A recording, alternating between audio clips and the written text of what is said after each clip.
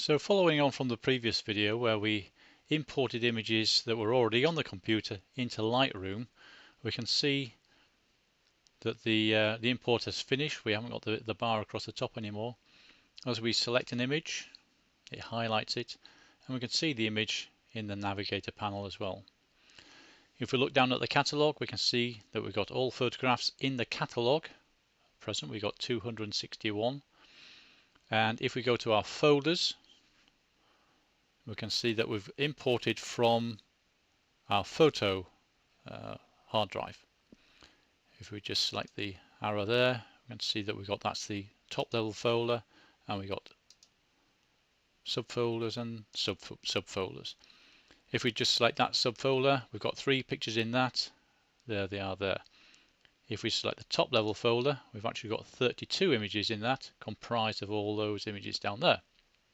And if we select the very top one, we've got all the sub and subfolders all in here. And we can scroll through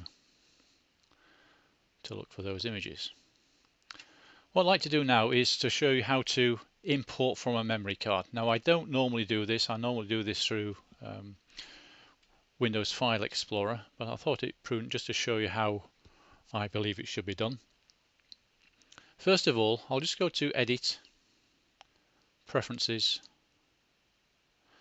and in here we've got the option under Preferences General, Import Options, Show Import Dialog when the memory card is detected. So if you wish to import using Lightroom, it's best to have that selected so that when the memory card is plugged in, which I'll demonstrate, Lightroom will automatically open its import dialog box. So I'm going to just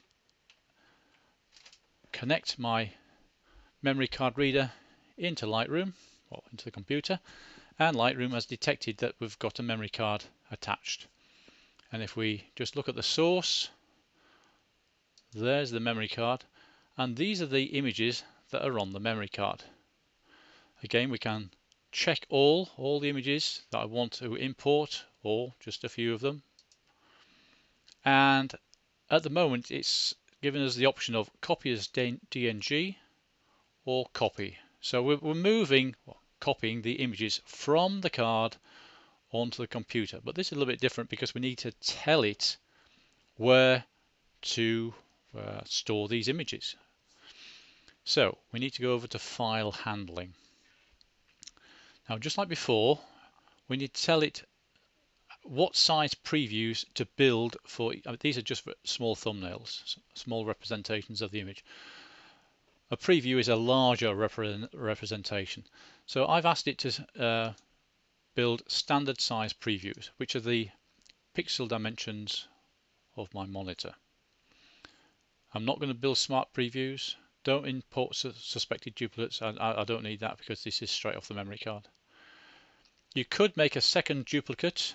So if you wished, you could tell it where you wished Lightroom to store a second copy of the images that you're importing. So that could be useful for you if that's the sort of working regime, backup regime that you're using. Add to a collection. I don't want to add it to a collection at the moment. You can rename.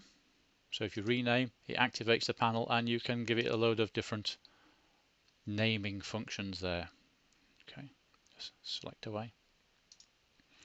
So I won't rename them. I'll just bring them in as the names that the camera's given them at the moment.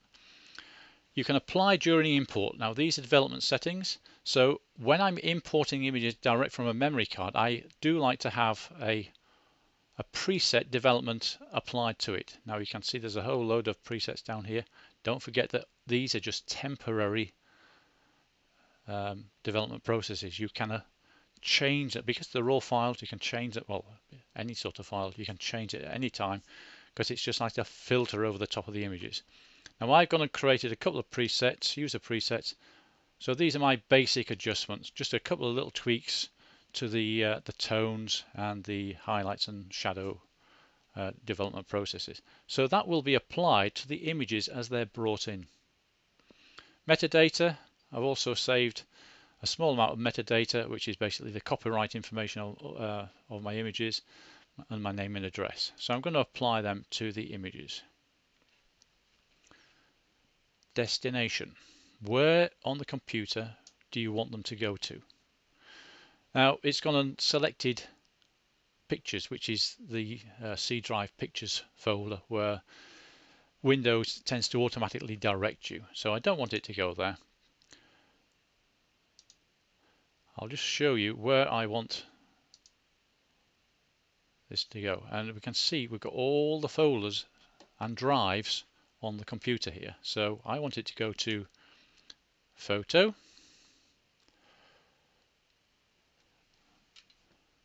Shows and Camera Club, there we go, and we've got the Lightroom demo raw files. Okay, so I want it to go in there, and there's the folders that we've already imported. Now I need to tell it into a subfolder. So if I just leave it like that, it will just go into that folder there. I want it to go into a subfolder, so I want to click on subfolder, and I'm going to name it. Now I took all these pictures at Slimbridge, so I'm going to enter in here,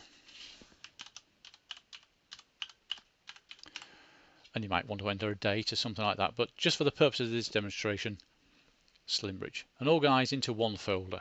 So hopefully when I select import, Lightroom will generate a new folder. You can see it's just select, put the name in there, ready to accept the images. So it's created a new folder called Slimbridge. These images will be imported into that folder in that that drive. So we told it the import destination. So I'm now going to select, because all these settings I believe are correct, I'm going to select import, and now we can see it is copying and importing the images. So it's applying the metadata and the development processes to the images as they're being imported into Lightroom. And here in the folders panel you can see we now have Slimbridge, and we can see the images as they are imported. I'm just going to pause the program just for a little while, and I'll come back once it's finished. Okay, so it's finished importing the images, and now it's building the standard size previews, which will take quite a while.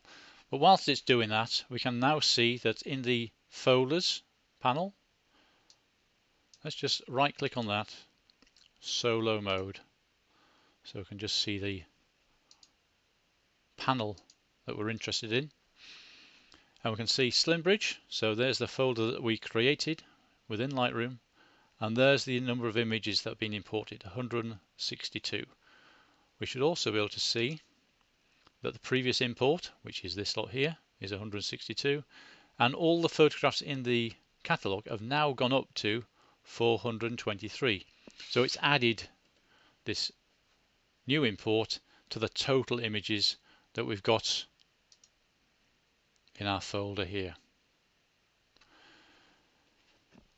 If we go to I'll just select one of the images, go to the development module. Might take a little while because it's having to render this image. And if you notice in the basic panel, some of the sliders have just moved left and right a little bit. A bit of presence and vibrance has been added. This is the basic the adjustment that the preset development adjustment that I've created for my images. And if we go to the detail panel, you can also see there's a bit of sharpening and noise reduction being applied.